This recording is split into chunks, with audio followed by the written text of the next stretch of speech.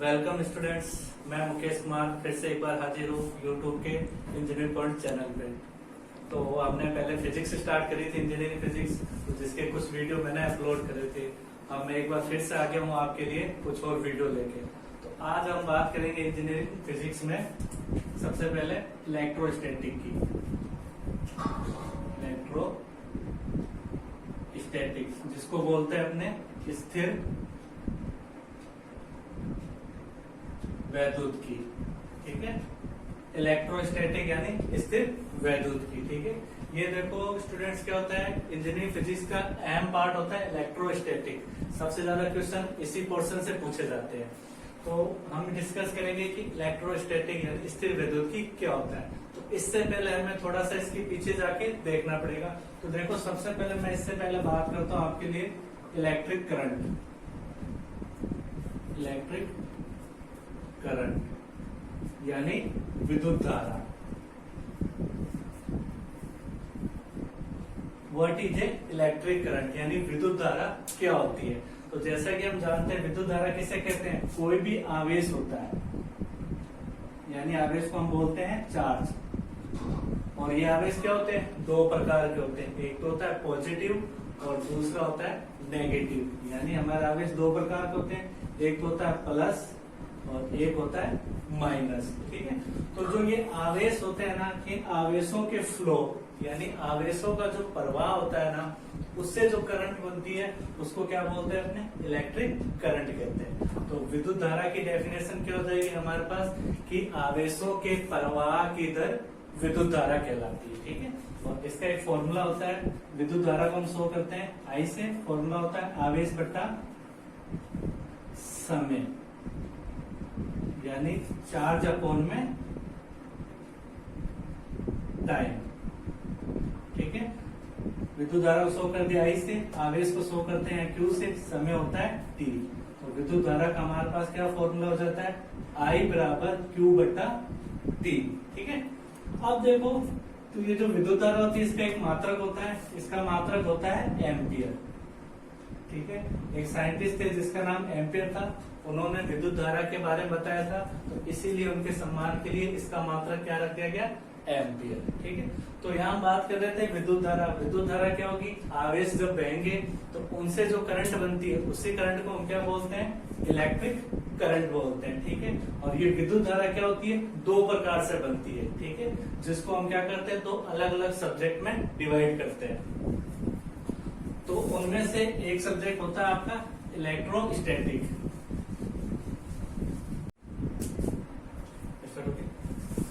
ठीक है। जैसा कि हमने पढ़ा कि विद्युत धारा को दो भागों में बांटा गया है, एक तो है आपकी इलेक्ट्रोस्टैटिक और दूसरी है इलेक्ट्रोडायनेमिक, ठीक है। अब देखो समझते हैं ये चीजें क्या है और इनको क्यों अलग अलग भागों में पढ़ते हैं। तो सबसे पहले हम बात करेंगे इलेक्ट्रोस्टैटिक की यानी स्थिर वैद्युत की। तो देखो जैसा कि इसमें दिख रहा है हमें कि स्थिर वैद्युत की क्या होती है, यदि आप इन अक्षरों को तोड़ोगे तो देखोगे यहाँ स्थिर अलग निकल रहा है और वैद्युत की अलग है। स्थिर का मतलब क्या होगा, रुका हुआ, या यूं कहते हैं हम फिक्स हो, ठीक है। तो आवेशों का ऐसा समूह जो क्या हो, एक जगह फिक्स हो, या मैं यूं कह सकता हूं कि स्थिर आवेशों से जो करंट बनती है वही करंट हमारी क्या कहलाती है, इलेक्ट्रोस्टैटिक कहलाती है, यानी स्थिर वैद्युत की। तो स्थिर वैद्युत की क्या हो जाएगी कि रुके हुए आवेशों से बनी विद्युत धारा स्थिर वैद्युत की कहलाती है, ठीक है। फिर इसके बाद बात करते हैं हम इलेक्ट्रोडायनेमिक की, गतिक विद्युत की। इसमें भी देखो जैसे आप इनको तोड़ोगे तो गतिक वर्ड अलग मिल जाएगा आपको और विद्युत की अलग मिल जाएगा। तो गति का मतलब क्या होगा, मूव करते हुए या फिर मोशन करते हुए। तो ऐसे आवेश जो क्या करें, गति करते हुए धारा को बनाए, तो उस धारा को हम क्या बोलते हैं, इलेक्ट्रोडायनेमिक यानी गतिक विद्युत की, ठीक है। तो हमारे पास आज हम इसके बारे में पढ़ेंगे इलेक्ट्रोस्टैटिक या स्थिर वैद्युत की क्या होती है। तो साइंस की वह ब्रांच जिसके अंदर स्थिर आवेशों से उत्पन्न विद्युत धारा के बारे में स्टडी करते हैं उससे हम बोलते हैं इलेक्ट्रोस्टैटिक, ठीक है। आई होप, मैं उम्मीद करता हूं कि आपको ये दोनों टॉपिक समझ में आएंगे। अब हम बात करते हैं इलेक्ट्रोस्टैटिक के बारे में।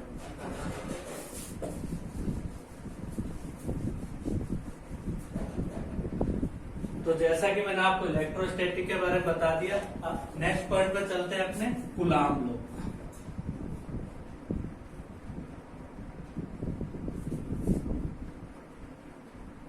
ठीक है, कूलाम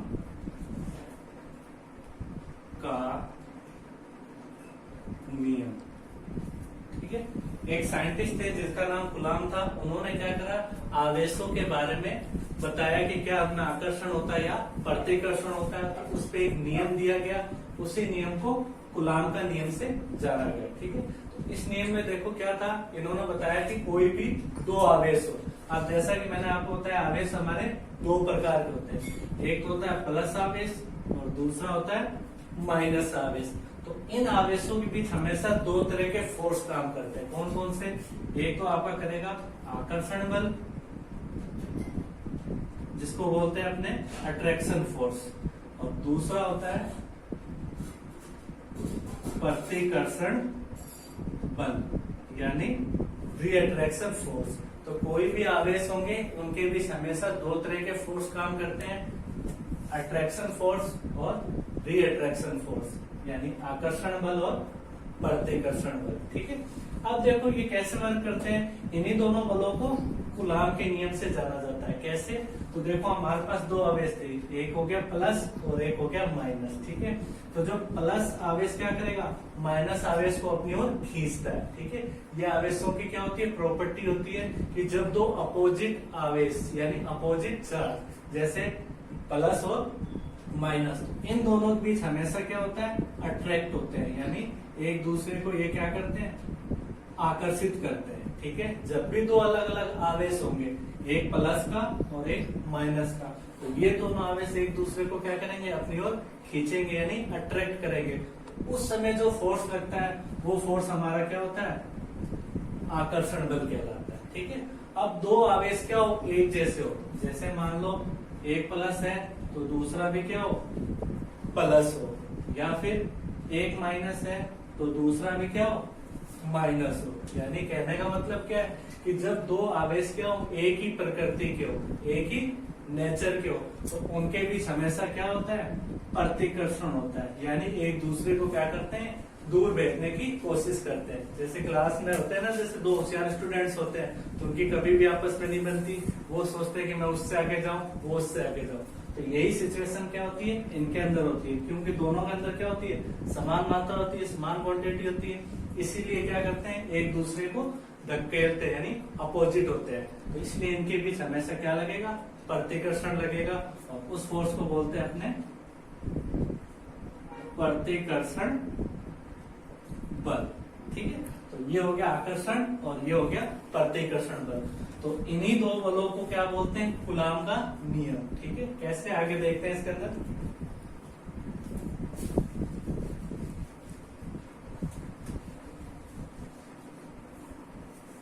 ठीक है, जैसे मान लो मैंने कोई दो पॉइंट ले लिए, ये ए पॉइंट हो गया और ये बी पॉइंट हो गया। ठीक है, इन दो पॉइंटों पे क्या कर रहा हूं मैं, दो अलग अलग चार्ज यानी आवेश ले रहा हूं। तो मान लो पॉइंट ए पे मैंने आवेश ले लिया Q1 और पॉइंट बी पे आवेश ले लिया Q2। ठीक है, और इन दोनों के बीच की डिस्टेंस मान ली मैंने R। ठीक है, दो आवेश ले लिए, ए पॉइंट पे Q1 आवेश, बी पॉइंट पे Q2 आवेश, और इन दोनों के बीच की दूरी क्या होगी, R होगी। ठीक है, अब देखो बात ये आती है हमारे मन में कि जो सर हमने ये जो आवेश लिए हैं, क्या ये दोनों प्लस है। ठीक है, देखो कोई साइन नहीं है जिसका मतलब प्लस के। अब हमारे पास बात ये आती है कि सर हम माइनस के क्यों नहीं ले सकते, या फिर एक प्लस का और एक माइनस का क्यों नहीं हो सकता। तो देखो इस नियम में क्या है, यहाँ पे कोई भी आवेश लो, चाहे प्लस के लो, चाहे एक माइनस लो, चाहे एक प्लस लो, उससे कोई फर्क नहीं पड़ता। जब आगे जाके आप इसके अंदर न्यूमेरिकल करोगे ना, वहां आपके फर्क पड़ेगा कि कहाँ पे माइनस लेना है और कहाँ पे प्लस लेना है। तो जैसे जैसे अपने आगे बढ़ेंगे वैसे वैसे सारी चीजें आपको क्लियर हो जाएगी। ठीक है, तो देखो दो आवेश थे Q1 Q2, यहाँ पे आप भूल जाओ कि प्लस है या माइनस है, ओनली फॉर आपको ये याद रखना है कि दो आवेश लेने हैं। ठीक है, एक Q1 और दूसरा Q2, और दोनों के बीच की दूरी आपको क्या माननी है, R। आप चाहो तो x मान सकते हो, कुछ भी मान सकते हो। ठीक है, तो कूलाम ने क्या कहा कि इन दोनों आवेशों के बीच जो लगने वाला बल है, कौन सा बल लगेगा, दो ही प्रकार के लगेंगे, या तो आकर्षण लगेगा या फिर प्रतिकर्षण लगेगा। तो कूलाम ने यही बताया कि इन दोनों आवेशों के बीच लगने वाला आकर्षण या प्रतिकर्षण। तो देखो इसमें एक लाइन क्या बोल रही है, आकर्षण या प्रतिकर्षण बल। तो देखो इसी से हमें पता लग गया कि उन आवेशों की प्रकृति कैसी होगी, क्योंकि इसी लाइन में उसने हमें क्या बता दिया, दोनों वर्ड बता दिए कि किसी भी दो आवेशों के बीच लगने वाला आकर्षण या प्रतिकर्षण बल। हम जानते हैं आकर्षण बल कब लगेगा, दोनों आवेश जब क्या हो, अलग अलग प्रकृति के हो, यानी एक प्लस और दूसरा माइनस हो। और प्रतिकर्षण कब होगा, जब दोनों प्लस या दोनों माइनस हो, तो या तो कुछ भी हो सकते हैं। तो इन दोनों के बीच जो लगने वाला आकर्षण या प्रतिकर्षण बल होगा उसको शो करेंगे हम F से। वो क्या होगा, इन दोनों आवेशों के गुणनफल के समानुपाती होगा, यानी F ये समानुपाती का साइन, इन दोनों के गुणनफल यानी दोनों के गुणा कर दो, Q1 इंटू Q2। ये देखो Q1 इंटू Q2, ठीक है। ये हो जाएगी इक्वेशन नंबर फर्स्ट, ठीक है। दोबारा से देख लो कि कूलाम ने पहला कथन क्या बताया कि इन दोनों आवेशों के बीच लगने वाला आकर्षण या प्रतिकर्षण बल दोनों आवेशों के गुणनफल के समानुपाती होता है, ठीक है। ये होगी समीकरण नंबर 1 यानी इक्वेशन फर्स्ट। सेकंड देखो आगे क्या बताया उसने कि जो लगने वाला बल होगा, कौन सा बल, आकर्षण या प्रतिकर्षण बल F, वो किसके समानुपाती होगा, जो बीच की दूरी है क्या है R, इसके वर्ग के व्युत्क्रमानुपाती होगा। व्युत का मतलब क्या होता है, समानुपाती बल जो संख्या आती है वो कहाँ चली जाती है, बट्टे में। तो इन दोनों के बीच की दूरी क्या है, R के वर्ग, वर्ग का मतलब स्क्वायर के व्युत्क्रमानुपाती यानी इनवर्स होगा ये, ठीक है। ये हो जाएगी समीकरण नंबर 2, यानी इक्वेशन फर्स्ट और इक्वेशन सेकंड। अब इन दोनों को क्या करेंगे, हम मिला के लिखेंगे। तो इक्वेशन फर्स्ट एंड सेकंड, तो दोनों इक्वेशन मिलाओगे तो क्या रहेगा स्टूडेंट, F समानुपातिक साइन Q1 इंटू Q2 बट्टे में ये आ जाएगा R इसके, ठीक है।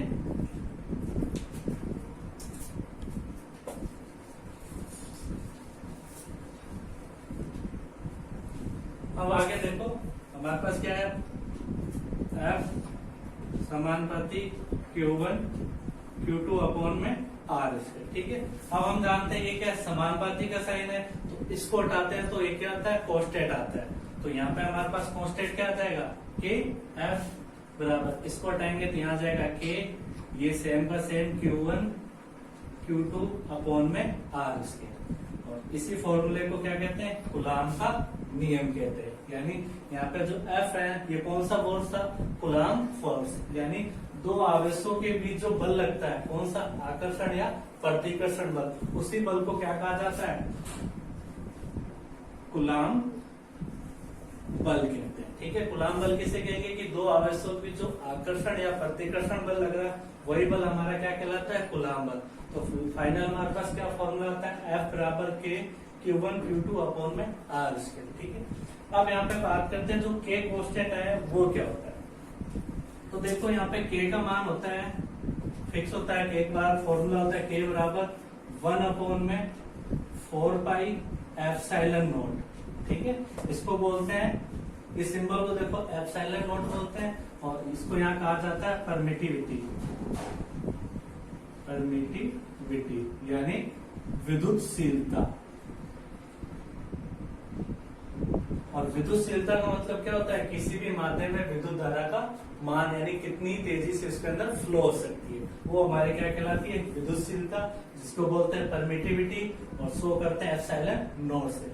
और इसका मान फिक्स होता है, कितना होता है, 8.85 इंटू 10 की पावर माइनस 12, यानी 8.85 इंटू 10 की पावर माइनस 12। अब देखो मैं क्या करूंगा, इसकी वैल्यू को यहाँ पुट करूंगा। तो देखो K बराबर 1 अपॉन में 4 पाई एप्सिलॉन नॉट की वैल्यू दे दी, तो 8.85 इंटू 10 की पावर माइनस 12। अब इसको जब हम सोल्व करते हैं तो K का मान हमारे पास आता है लगभग 9 इंटू 10 की पावर 9। ठीक है। जैसे इस वैल्यू को रख के हमने सोल्व करा तो k का हमारे पास मान कितना आता है 9 × 10⁹ ठीक है।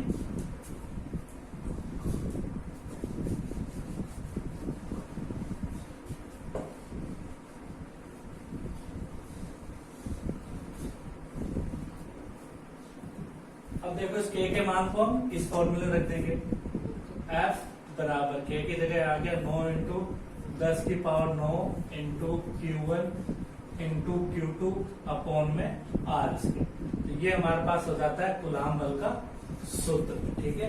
जब भी हम न्यूमेरिकल सोल्व करेंगे तो हमें हमेशा ध्यान रखना है कि k का मान हमें फिक्स होता है, कितना होता है 9 × 10⁹ तो वो आप सीधे यहाँ k की वैल्यू रख दोगे और यहाँ पे जो आपको चार्ज दिए होंगे या डिस्टेंस दी होगी या फोर्स दिया होगा वो रख के आपको अदर कैलकुलेट करना होगा।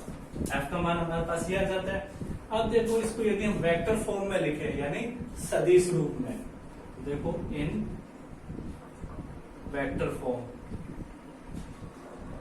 तो देखो सदिश का मतलब क्या होता है कि ऐसी राशियां जिनकी दिशा यानी डायरेक्शन के साथ साथ क्या हो परिमाण होता है वो हमारे क्या कहलाती है वेक्टर क्वांटिटी कहलाती है यानी सदिश राशियां।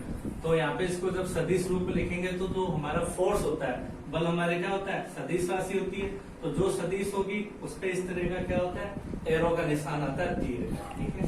बराबर ये सेम का same k × Q1 × Q2 upon में R उसके।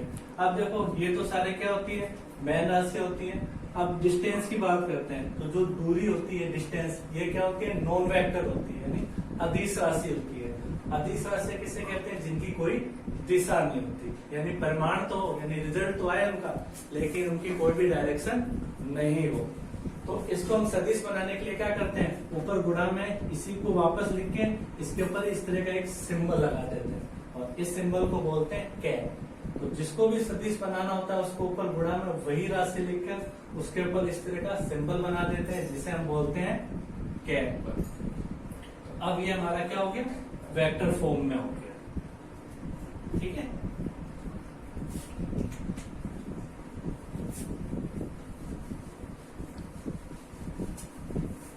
अब आगे इसके अंदर देखो, अब यदि मान लो हमारे पास फॉर्मूला ये f बराबर 9 × 10⁹ × Q1 × Q2 अपॉन में R स्क्वायर।